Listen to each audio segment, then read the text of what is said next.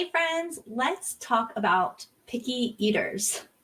So, I know that your child's nutrition is important, but you also are sick of fighting battles, specifically with your picky eaters. In fact, you're probably tired of fighting all the battles, regardless of whether or not they're related to food. So, go ahead, comment hi if you can hear me, comment replay if you're catching the replay.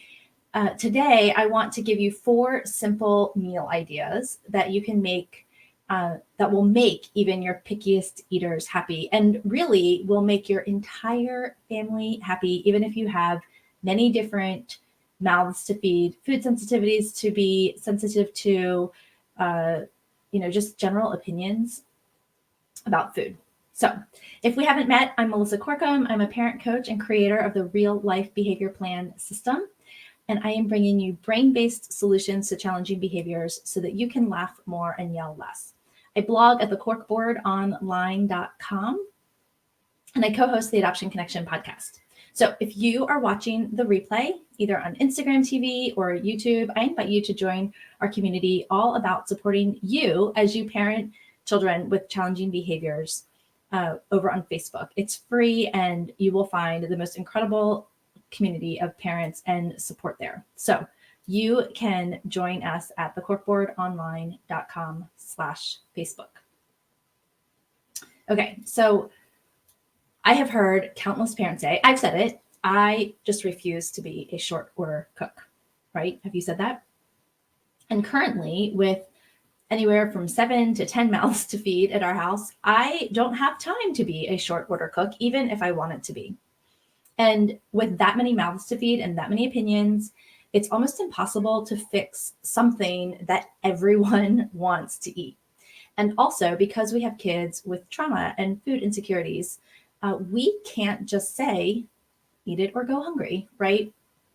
That would create a cascading effect of all kinds of other behaviors. Also, we can't make our kids eat. Even though we know that they need to. So we really don't want to create a battleground around food, which is something we talked a little bit about last week as well. So many ands, right? So what exactly are we supposed to do to feed our people? So I wanted to share with you something that we rely on a lot here in our family. I call them modular or deconstructed meals. And these provide healthy options for everyone so that they have some shared control over what they're eating. And it's something that even your pickiest eaters will find something that they like. So the first one that we often use is like a taco or a nacho night. So for this meal, I provide a base like tortillas, taco shells, scoop chips, which they now have at Aldi's for super inexpensive, and or lettuce as a base. And so I'll just like grab whatever I have. If I'm really on my game, right, I'll have all of those. Sometimes I provide like Spanish rice too. And then for the toppings, I'll set out things like shredded cheese, sour cream, cooked ground meat, black beans, avocado, diced or sliced avocado, fresh salsa. And again, if I'm really on my game, I also like to have bacon pieces on hand because, I mean, bacon makes everything better. And that is one food. Actually, it's not even the one food that everyone likes, but it's a food that most of my kids like. So once you have this base and all the toppings, really the possibilities are endless. You can make things like a rice bowl, almost like you're at Chipotle. You can make a salad. You can make traditional hard or soft tacos or nachos. And like literally, even if they only choose one ingredient out of what you've laid out on your kitchen counter or island, they'll be okay and they won't die. And you can let them choose how to create that. Like if they just want to pile on tortillas onto their plate, it's okay.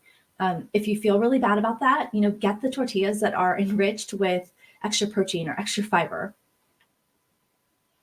Another deconstructed meal that we really like is a baked potato bar. So I provide baked. I'm not a russet fan. I actually like the butter potatoes or the Yukon Gold potatoes. Again, if you're really on your game and your people will eat them, you can also throw sweet potatoes in there. They're super easy in the oven or the Instant Pot. You can also do them in the crock pot.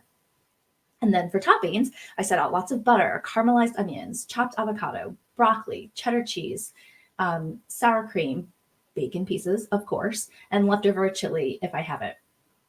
Again, you will find that a lot of these ingredients show up again and again in our kind of deconstructed meals because they're things that our family really enjoys. They're easy to have on hand. So, if I'm not hitting it for your family, pick some toppings or add some things that your people would really enjoy. It doesn't matter if typically there's not ham on a baked potato or turkey lunch meat. Who cares? Just throw it out, right? Okay. Again, even if your kid will only eat a handful of shredded cheese, they will be okay. Okay, third simple meal, omelets. Now, this one is a little bit more time consuming because I can only make one omelet at a time, but it is a family favorite. So I try to chop all the fillings and then also take orders for everyone's omelets beforehand. So in this case, you kind of are being a short order cook, but you've decided you want to be. And so for some reason, that feels better than making something and then unexpectedly having to meet the demands of someone who didn't like what you made for dinner. So I get my little pad out, I take everyone's order. Make sure you have a really good quality, truly nonstick pan, and that will make omelet making way more fun. Another hint is to go ahead and when you're scrambling the eggs for your omelet, add a tablespoon of water for each egg that you're scrambling, and that will make your omelets extra fluffy. So our favorite fillings are caramelized onions, green peppers, bacon, mushroom, chopped broccoli, spinach, salsa, and cheese. Again, a lot of crossovers to things in the other meals. So I basically, always have sour cream, always have shredded cheese, always have some avocados, some fresh salsa, onions. All of those things are pretty much staples in our family. And that means we can whip together a lot of these things pretty easily. I don't have all the things all the time, but I try to have as much as possible on hand. And again, if your kid only eats an egg, they'll be okay. Or if they only eat a handful of bacon, they'll be okay. But at least you didn't feel like, again, you're having to be that short order cook. Like put out something that everyone will like.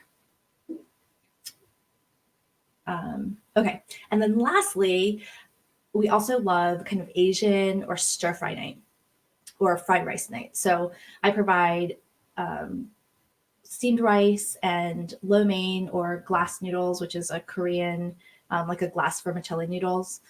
A sauce, our favorite family sauce is Soy Bae brand's teriyaki sauce. A bag of like stir fried frozen veggies, fresh if you have them. And then some kind of like meat, like a teriyaki chicken, or I'll do like the traditional Korean bulgogi, which is basically teriyaki beef. If you're feeling really fancy, you can also throw in like a chopped Asian salad kit, which are also at Aldi's, very inexpensive.